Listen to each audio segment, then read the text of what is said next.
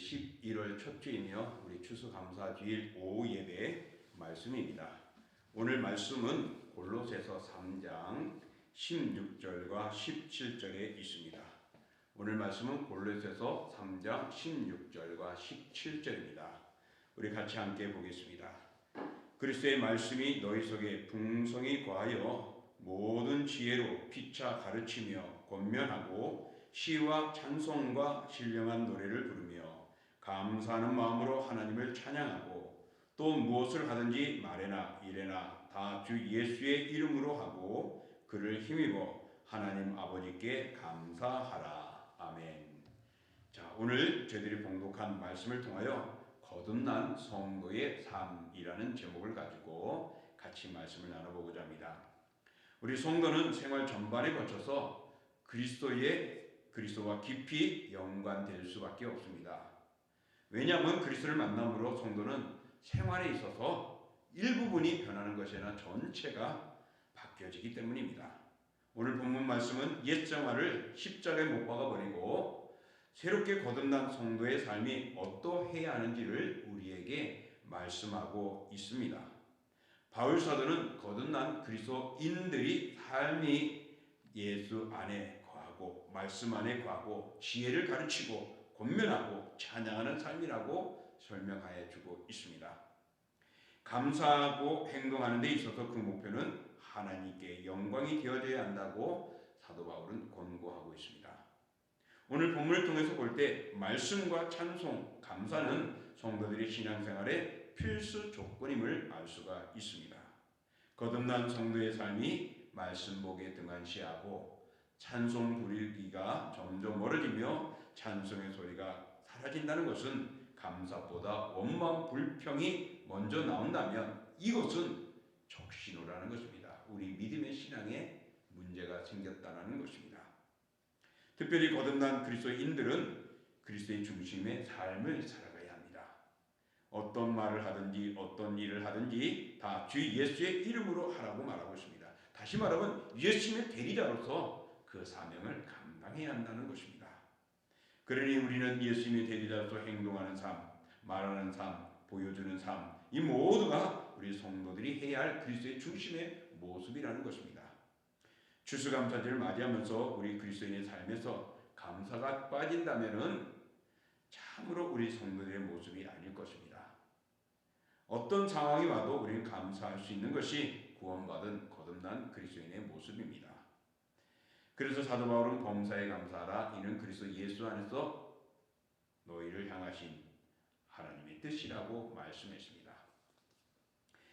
이런 예화가 있습니다. 미국에서 태어난 워너 솔맨이라는 미국이 자랑하는 화가 중에 한 사람입니다.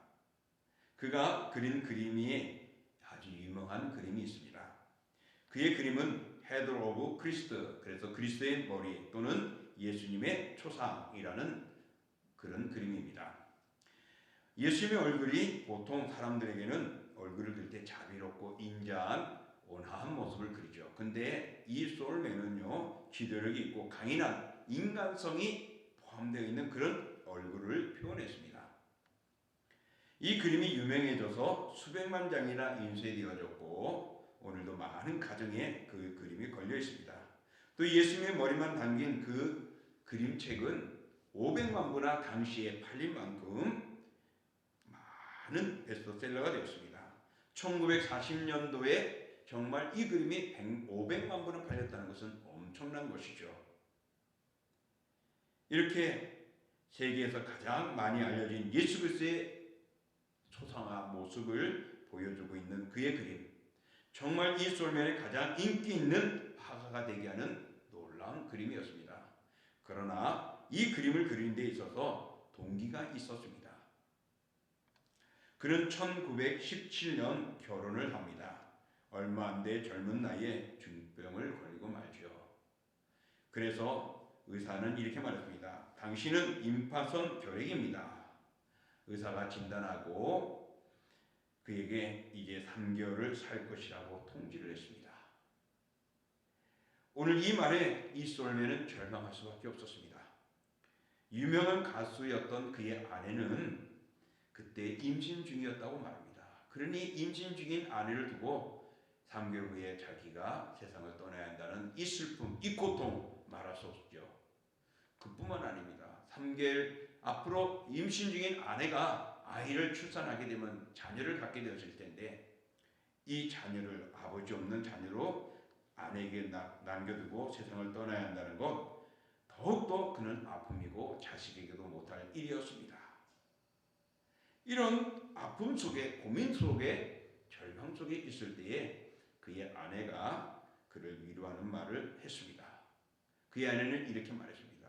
여보, 3개월밖에 못한다고 생각하지 말고 하나님이 3개월을 허락해 주셨다고 생각하고 감사하며 삽시다. 그리고 아무도 원망하지 맙시다. 3개월이 얼마입니까? 3개월이나 되는 기간을 살게 하신 하나님께 감사합시다. 그는 아내의 말을 듣고 더 이상 원망의 말을 하지 않고 남은 3개월 동안 하나님께 감사하며 살겠다고 결심을 합니다. 그때부터 그는 작은 일을 시작할 때부터 또 어떤 일을 맡든지 간에 감사를 시작했으며 모든 것을 감사하며 기도하였습니다.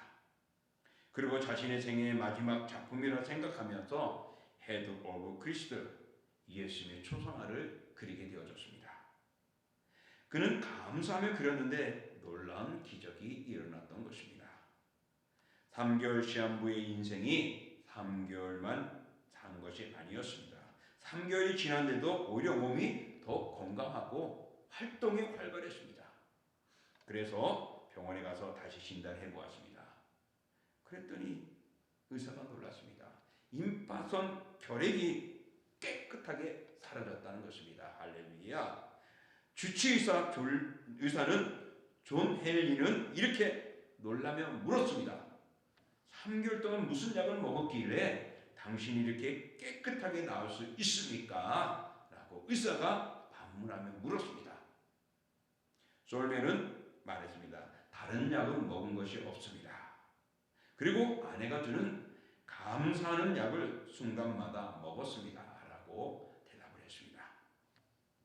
그 말에 주치의는 박수를 칩니다. 야, 바로 그것이 명약입니다. 라고요. 그리고는 감사는 최고의 항암제이고 최고의 해독제이고 최고의 치료제입니다. 라고 하면서 외쳤다고 합니다. 그렇습니다. 사랑하는 성도 여러분, 모든 생명의 주인이신 하나님께서는 감사하며 기쁨으로 살아가는 자에게 놀라운 기적을 경험하게 하시고 열어주시는 것입니다.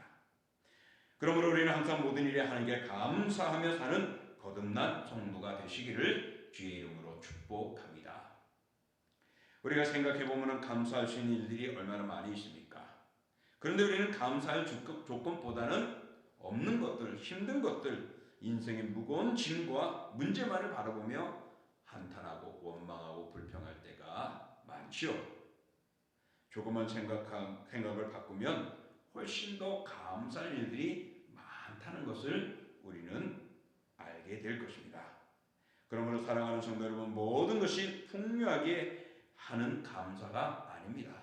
또 문제가 없고 형통한 복이 있는 것에 대한 감사하는 것도 아닙니다. 궁핍 가운데 모진 고난과 풍파를 만나 힘겨운 그런 삶 속에서의 지나오는 가운데 감사하는 것이 진정한 감사입니다.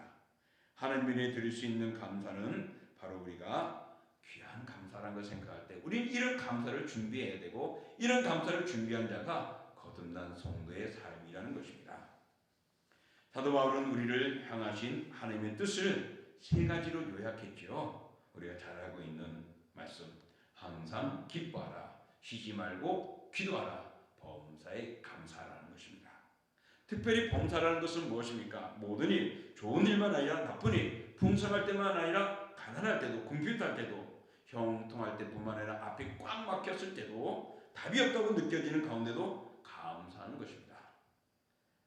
기쁠 때만 아니라 슬픈 일이 있을 때도 감사하는 것이 범사의 감사입니다. 미국의著名한 심리학자이자 철학자인 윌리엄 제임스는 인간을 습관들의 묶음이라고 말을 했습니다. 성공한 사람은 성공을 부르는 습관들이 뭉친 결과다.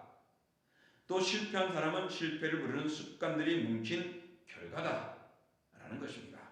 그리고 건강한 사람은 그럴 만한 습관이 있고 병약한 사람은 역시 그럴 만한 습관이 있다는 것입니다. 그렇다면 우리는 범사에 감사라는 것, 이것은 무엇일까요? 감사의 습관을 가지라는 것입니다.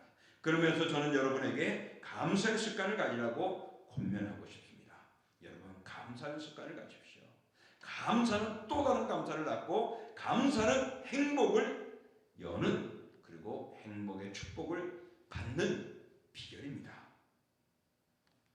불평의 습관과 사는 인생들이 되지 마십시오. 감사의 습관으로 뭉쳐진 인생으로 사시길 바랍니다. 그러면 감사의 습관이 여러분의 인생을 더욱 새롭게 할 것이고, 그리고 모든 환경을 뛰어넘어 기쁨과 행복과 삶을 풍요롭게 만들어 줄 것입니다. 세상에 태어날 때 빈손으로 우리는 왔습니다. 그런데 지금 어떻죠? 입을 옷을 입고 먹을 음식을 먹고 잠을 자고 있지 않습니까? 하나님의 은혜라는 것은 생각하지 아니할 수가 없는데, 그런데 우리는 이런 것을 불평할 때가 있습니다. 사랑하는 성도 여러분, 오늘 우리는 모든 것이 하나님의 은혜임을 기억하십시오. 우리가 세상에 아무것도 가지고 오지 아니지만 지금은 옷을 입고 있습니다.